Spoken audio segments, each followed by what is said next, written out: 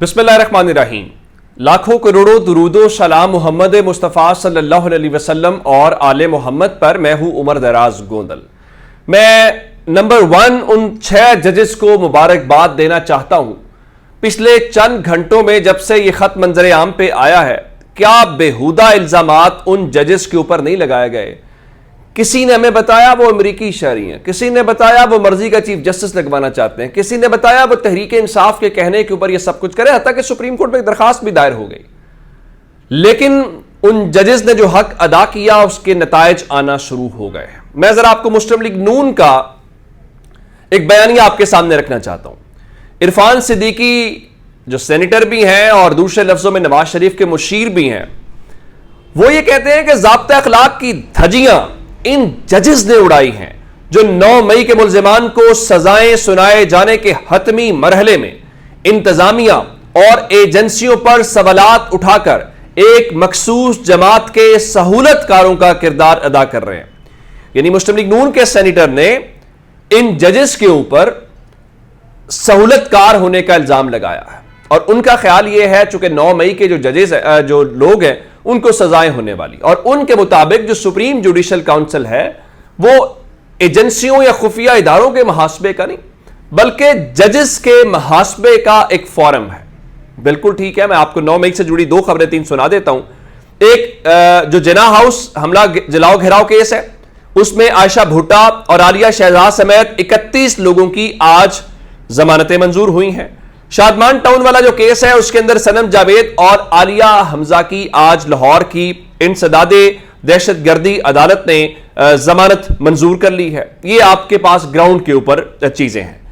अब मैं आपको बताना यह चाहता हूं कि ये जो जजेस वाला खत है, अता तारड़ ने आज प्रेस कॉन्फ्रेंस की और उन्होंने कहा देखिए जनाब, असल बात यह है कि यह चीफ जस्टिस को खत लिखा गया है और जब तक चीफ जस्टिस इसके ऊपर रद्देमल नहीं देते तो हमारा रद्देमल जरा गैर मुनासिब होगा। लेकिन इस्लामाबाद में दौड़ें लगना शुरू हुई कैसे? उसमें आज सबसे पहले जो अटॉर्नी जनरल हैं मंसूर उस्मान साहब, वो आज पहुंचे काजी फायज ईसा साहब से मुलाकात करने के हवाले से। उन्होंने मुलाकात की है और इसके अलावा बताया गया है जो आजम नजीर तारिड़ हैं उन्होंने भी, जो मुस्लिम लीग नून के वजीर कानून हैं, उन्होंने भी इस सिलसिले में आज मुलाकात की है। अब ये दोनों इकट्ठे मिले हैं या अलग अलग मिले हैं, ये आपके सामने है। और इससे हटके एक और खबर ये है जो इमरान वसीम ने दावा किया है कि गुज़श्ता रोज जब chief justice Islamabad high court justice Aamir Farooq supreme court में गए थे तो सुप्रीम कोर्ट के अंदर उस वक्त काजी फायज ईसा साहब मौजूद थे और जस्टिस मंसूर अली शाह मौजूद थे और उसके अलावा जस्टिस आमिर फारूक, और ये चीफ जस्टिस के चैम्बर के अंदर इजलास हुआ था और ये 3 लोग वहां पे मौजूद थे। गो के मरियम नवाज खान जो जियो की कॉरेस्पॉन्डेंट हैं, उनका रात का दावा यह था कि उसके अंदर चीफ जस्टिस की अहलिया भी मौजूद थी। अब वो मौजूद थी या नहीं मौजूद थी ये एक अलग मामला है। जब ये सारी बात सामने आई तो उसके बाद चूंकि अब हर बार ने अपने एलामिये जारी किए हैं, उन्होंने बताया क्या कुछ किया, और सबसे दिलचस्प और हंसी वाला और ठंडा एलामिया सुप्रीम कोर्ट बार एसोसिएशन ने किया। उनका जी सुप्रीम कोर्ट बार जो है वो अदलिया में मुबैना मुदाखलत की मजम्मत करती है, अदलिया में मुदाखलत पर संजीदा कार्रवाई की जरूरत है, अदलिया की आजादी मुतासर करने वाले वाकयात को बर्दाश्त नहीं किया जाएगा। बिल्कुल ठीक है, आपने ये बात कर दी। पाकिस्तान बार काउंसिल ने तो इतना हंगामी इजलास बुलाया कि उन्होंने इस वाकये के अगले 10 रोज के बाद मीटिंग बुलाई है, जो मैं आपको ऑलरेडी बता चुका हूं। अब इसके फौरन बाद काजी फायज ईसा क्या कर सकते थे, उन्होंने अपने इख्तियार का इस्तेमाल किया। चूंकि फुल कोर्ट मीटिंग होती है जिसमें तमाम जजेस बैठते हैं और जब कोई ऐसा वाकया हो जो गैर मामूली हो, जो मामूल के मुताबिक ना हो, तो उसके सामने वहां पे तमाम जजेस की राय ली जाती है और अक्सरियत का जो फैसला होता है उस फैसले के अकॉर्डिंगली बात आगे बढ़ती है। इससे आप अंदाजा लगाइए इस मामले की संगीनी का, ये कितना बड़ा मामला है, और इससे अंदाजा ये लगाइए कि पाकिस्तान के अंदर इस वक्त जो मीडिया है उसके ऊपर मुकम्मल सन्नाटा है और एक तरफा रिपोर्टिंग की जा रही है, या जो हक अदा होना चाहिए इस रिपोर्टिंग का वो नहीं हो रहा। और जरा उसकी अंदाजा लगाइए कि सुप्रीम कोर्ट ने उसके बाद यह फैसला किया कि जनाब फुल कोर्ट मीटिंग कॉल कर ली जाए। तो 4 बजे ये फुल कोर्ट मीटिंग कॉल कर ली गई। जब मैं वीडियो रिकॉर्ड कर रहा हूं उस वक्त भी ये मीटिंग चल रही है और ये इन कैमरा मीटिंग है और इसमें सुप्रीम कोर्ट के तमाम जज साहिबान जो अभी तक का दावा है उसमें शरीक है। ये हाई कोर्ट के उन 6 जजेस की कामयाबी है। अगर वो यहां पे जो ये कह रहे हैं फलां करते तो उल्टा उनके ऊपर सब कुछ होता। अब हमने खबरें सुनी जी, कहा गया जी आप उनको मुअत्तल कर दें, आप उनको जब तक एक तहकीकात मुकम्मल नहीं हो जाती केसेस से अलग कर दें। लेकिन आज ये उनकी पहली कामयाबी है कि सुप्रीम कोर्ट के तमाम जजेस को बिठाने के ऊपर मजबूर हो गए हैं चीफ जस्टिस।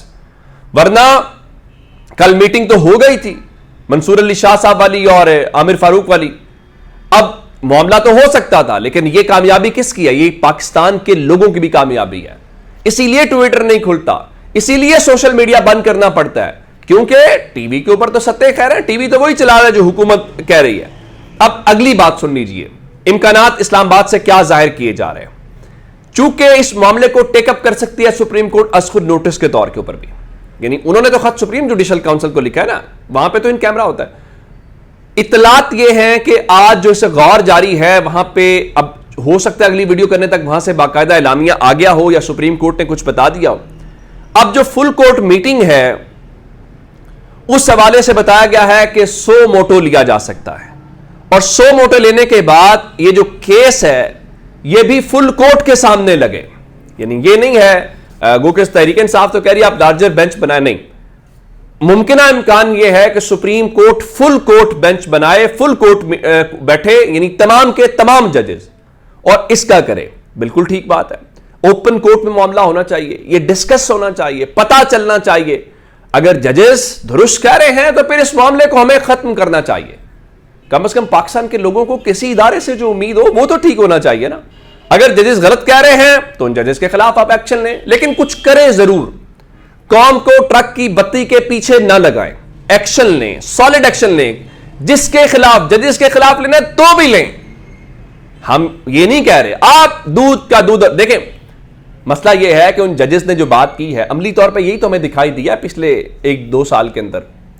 जब अदालतें फैसला देती हैं कौन बॉदर करता है। चलें आप ये कहते हैं, जब वो मैं आपको बता देता हूं, जब सुप्रीम कोर्ट ने दावा किया गया कि बंदियाल साहब के साथ भी कुछ उनकी फैमिली के साथ हुआ, लेकिन वो शायद उन्होंने रिपोर्ट नहीं किया, खैर ये गैर मुसद्दिका खबर है। उस वक्त जब सुप्रीम कोर्ट ने इलेक्शन का हुक्म दिया था तो क्या हुआ था?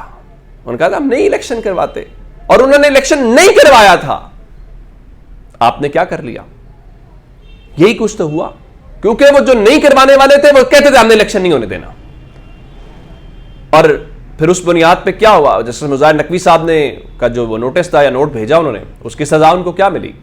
ये कि आप जाएं, घर जाएं। जस्टिस एजाजुल हसन साहब के साथ क्या हुआ?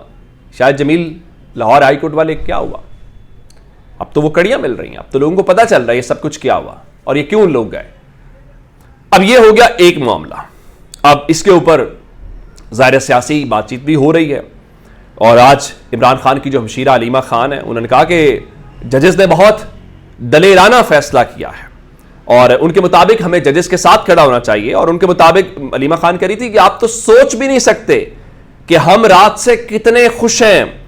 जो भी खलाई मखलूक उनको प्रेशर, उन पर प्रेशर डाल रही है उसे छोड़ें, यानी जजेस के ऊपर। उन्होंने भी पहले खलाई मखलूक नवाज शरीफ या मुस्लिम लीग नून कहती थी, आज तो अलीमा खान ने भी खलाई मखलूक का लफ्ज इस्तेमाल किया।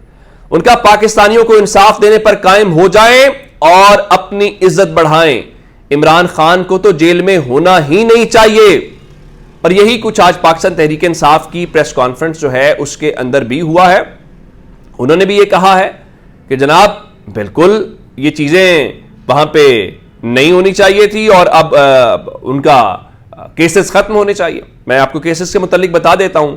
वो निकाह केस जिसके मुतालिक बहुत कुछ कहा गया, बहुत कुछ हमने बातें सुनी, तो वो आज उस केस की समाअत नहीं हो सकी। कभी मुखालिफ फरीक नहीं होता, उनका वकील नहीं होता, तो आज जज साहब नहीं होते। तो आज जज साहब नहीं थे, शाहरुख अर्जुमंद साहब जो हैं, तो बगैर किसी समाअत के कार्रवाई 6 अप्रैल तक मुलतवी हो गई है। ये भी वो केसेस हैं जो रात तक चलते रहे थे। हमने पाकिस्तान की तारीख में इस बार देखा है कि पहले ये होता था कि किसी के खिलाफ केस होते थे वो अदालतों में नहीं आते थे, लेकिन इमरान खान अदालतों में बैठे होते हैं। हमने इन मामलात में देखा है कि जज साहिबान जो हैं वो हमें वहां पे दिखाई नहीं देते। अब इमरान खान तो कहते हैं मेरे केसेस ओपन चलाएं ताकि लोगों को पता चले, लेकिन जाहिर है उन केसेस को ओपन कौन या क्यों चलाएगा ये आप बड़े अच्छे से जानते हैं। अब मैं आपको बता देता हूं कि ये मामला थोड़ा सा आगे चल के खराबी की तरफ, और एक तो पाकिस्तान तहरीक इंसाफ जो है वो मुहिम चला रही है, लेकिन अब उसके बाद फजलुर रहमान जो हैं उन्होंने बाकायदा अवामी तहरीक शुरू करने का ऐलान कर दिया है। और उनके बयान की तरफ से बताया गया जी 8 फरवरी के इंतखाबी नताइज को मुस्तरद कर दिया गया है और उनके मुताबिक इन इंतखाबात के नताइज को तस्लीम नहीं करते और इन्हें मुस्तरद करते हैं। बल्कि यही नहीं है, बल्कि अगले महीने 25 अप्रैल जो ईद के बाद की सूरत हाल है, रमज़ान ख़त्म होते ही 25 अप्रैल को बलूचिस्तान से तहरीक का आगाज़ करेंगे और ये जो जलसे जुलूस इज्तिमात होंगे उसको वो अवामी असम्बली का नाम दे रहे हैं, क्योंकि वो उस असम्बली को नहीं मानते जो फॉर्म 47 पे बनी है। तो 25 अप्रैल को पशीन बलूचिस्तान के इलाके जहां से वो मुंतखब भी हुए हैं वहां पे वो बड़ा जलसा करेंगे और बलूचिस्तान से उनका जी लोग शरीक होंगे। 2 मई को उनका जी हम कराची में जलसा करेंगे और सिंध भर से लोग वहां पे आएंगे। 9 मई को अवामी असम्बली जिसका वो लफ्ज़ इस्तेमाल कर रहे हैं पेशावर के अंदर जलसा करेंगे और उनके मुताबिक पेशावर जलसे के बाद, ये 3 जलसे करने के बाद वैसे मोमेंटम भी पता चल रहा चुका होगा, लोग कितने आए वो भी पता चल चुका होगा। तो पेशावर जलसे के बाद अगला जलसा उन्होंने लाहौर में करना है, लेकिन लाहौर की तारीख का उन्होंने ऐलान नहीं किया और उनके मुताबिक पेशावर जलसे के बाद जो है वो लाहौर की तारीख का तयन करेंगे और लाहौर जलसा पूरे मुल्क के लिए होगा, पूरे मुल्क से लोगों को इकट्ठा करेंगे।